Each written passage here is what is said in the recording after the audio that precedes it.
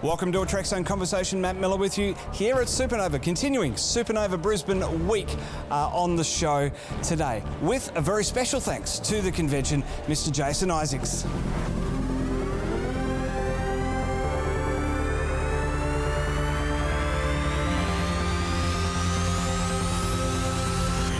Now, in its 7th year of podcasting, Trekzone presents a Trekzone conversation with your host, Matt Miller. Jason, thanks for a little bit of your time here at Supanova. Let's talk Trek for 5 minutes. Okay. Star Trek Discovery. It all started with Lorca in episode 3. Well, there wasn't episode 1 and 2. Well, there wasn't 1 and 2. Obviously, with the magnificent Michelle Yeoh, but I know what you're saying. And beautiful and great work, but of course, where you shone was from episode 3. We know a little bit about how Lorca came to be and your sort of interaction with him as well, and the fans and trolling the fans a little bit as well. What was the Star Trek journey like for you for that first season? Well, there was an interesting thing going on because obviously I knew what the whole season story arc was, and I knew where Lorca was going to go. So there was a completely natural and understandable resistance from the giant Star Trek community to anybody messing up the thing they cared about so much. And that's a resistance that Next Gen had as well, enormously. And then there was the other thing going on, which was they said, what's this guy about? You know, this man is not a Starfleet captain. Clearly these writers don't know what they're doing. They don't know what Star Trek is all about.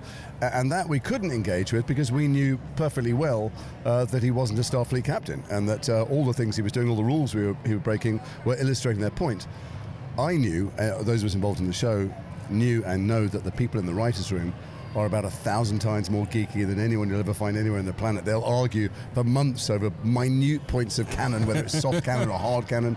You know, there's people in there who wrote the novels. There's people who can quote every episode ever made. So it was an unusual experience because it was fantastic to be part of and see this enormous Star Trek community and how passionate they are and how political they are. You know, how much.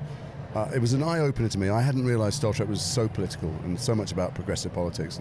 And but at the same time, I couldn't really engage with them and tell them what they were right about and what they were wrong about. So that was it was interesting to say the least. I'll tell you one of the things that surprised me was how quickly people realised how good it was and liked it. I remember Renee sent me a newspaper article from season 2, maybe, or even season 3 of Next Gen, where there was still a lot of haters going on. And within a few episodes of Discovery appearing, it was clear to most Star Trek fans that it was made by people who love Trek and love the principles it stands for as much as the details of it. So it was a complicated journey, but it was a joyous one because I thought that it's so different from traditional Trek. You know, it's a single story over 15 episodes, and there's consequences. You know, characters, if somebody dies, you're still upset about it and you feel the loss 3 or 4 episodes later on. So it felt like we were doing something entirely new and yet entirely familiar. Was there any... Is that the longest answer you've ever had to a single question? Just curious. Possibly. It's pretty close. It's pretty close, but that's okay. I enjoy letting guests speak and ramble on. Well, people are listening to hear you and they're not here to hear me. So...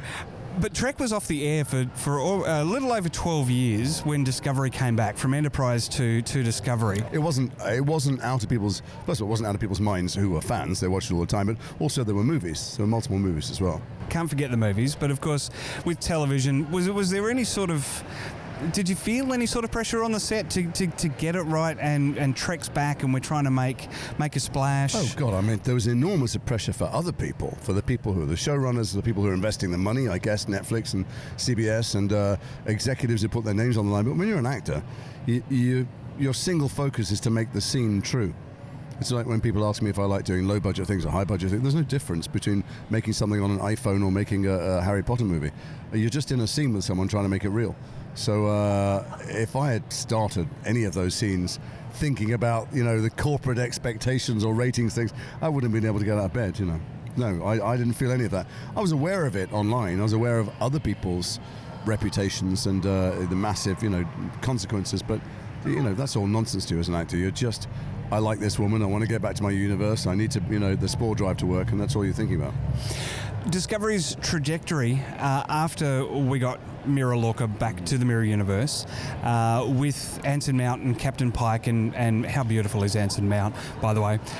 But how beautiful is I'm everyone not sure on that I cast? should be commenting on that. They're all beautiful. You mean how good an actor is he, or what an exquisite oil painting of a man he is? What is your question? I think the oil painting, to be honest. I see. But well, I mean, picking I up think that... they're all gorgeous in their own special way. Absolutely. Including Saru. And Doug Jones does a phenomenal job under all that makeup. Funny enough, jokes aside, I watched season 2 that I'm not in, and enjoyed it enormously more because I could stop thinking about how's my scene going, did I pull this off, and just really marvel at the brilliant cast they've got together. They're all the ones who are well known and the ones who aren't, like Doug, who's done so many things, and Anson's done a lot. But then people like the two Marys, Mary Chieffo, Mary Weissman, and Oyen and Emily, who have smaller parts and have been allowed to shine now and have become, take center stage. They're all magnificent, and you're going to see over the years just how they've just hit the jackpot with the cast they got. Well, now Discovery has jumped 900-ish years into the future for season 3. The way you do. But we still don't know what's happened to Prime Lorca. No, but let me just say something about the jump. That was another thing. People were, it's funny because there was a lot of, panic's not exactly the right word, but the people were anxious in the Star Trek universe that I was involved in when there was a lot of pushback from fans going, well, wait a second, where does spore drive technology fit into the Enterprise, and how could that possibly happen? And the writers always had the answer. They always knew what they were going to do, but you can't tell, but you don't want to spoil it for people. So I hope that's done with now. Obviously the spore drive jumped 900 years in the future, and the records have gone, and there's not a single loose end anywhere. They're all incredibly bright and obsessive. So, but the problem with that is, when people were worried in the Star Trek world about how much the fans were complaining about stuff, I kept on reminding them, this is a community that loves to talk Trek.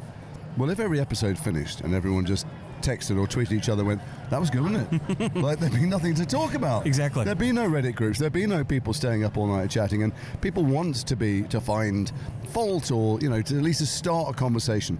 And then I hope that they both in the writers' room and in the community now, they realise how okay it is to argue and talk about these things. It's been going on for 60 years, and it will continue. Exactly. Well, one thing that I've said all along throughout it, and there have been the ups and downs, just like there are with any show, that you really can't judge Discovery until it's all done and dusted and complete and in a nice little box set up on the shelf. Well, you can judge if you like sitting down for an hour and you're transported for an hour.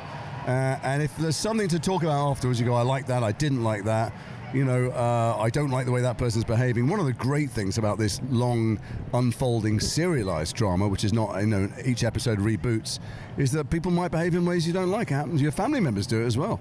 They might go on journeys that take them a while to change or realize what they were doing. And they have the license to occasionally focus on one person, but nonetheless there is a train track that's taking you from the beginning of the season to the end every season. And it's just such a different feeling. I guess it's that definitiveness of, I absolutely hate that and I'm never going to watch it. Those people are the first people to watch. Those people who say, I wouldn't trade. Did you see that thing I was rubbish last week? What about the thing the week before? And you go, you know what, you're watching more carefully than anybody else, which is fine. Fantastic. Well, Star Trek it's growing under Alex Kurtzman. There's 2 more series coming. Picard looks to be, I know a bunch of stuff about it, but obviously I'm not going to break confidence, but I know some of the people working on it. It looks, I think it's going to be fantastic, and again, very different from stuff you've seen before. Is there a place for Prime Lorca in any of this? Well, it's Star Trek, and Mira Lorca was an interesting dude. I mean, as an actor, me, Jason, I got that 5-course banquet that actors always want. I had a secret. I had a huge secret hidden agenda to play all season.